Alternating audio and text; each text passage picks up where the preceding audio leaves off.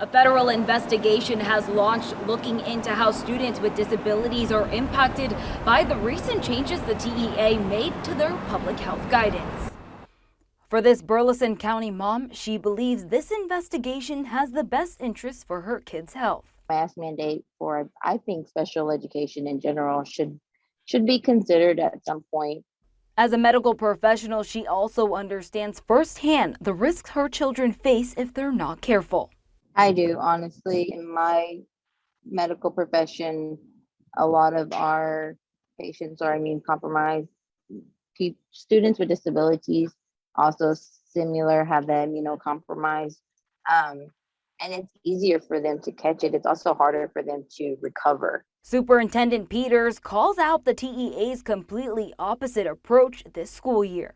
It's really been frustrating that they feel like they need to tell us what we cannot do. Last year, they were telling us what we had to do. And he believes this decision should fall into the school's hands. Local school boards and school administration has to make the decision what's best for them.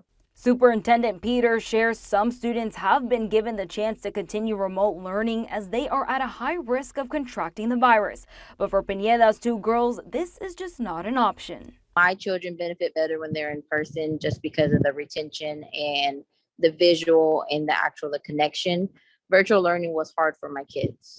For those still receiving remote learning will not get the full experience. And they're really getting robbed of an education because we're not able to put those protections in place.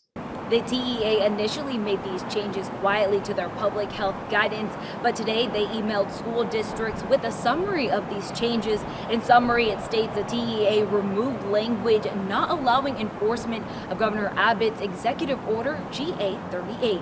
In Bryan, Brittany DeFran, KRHD News.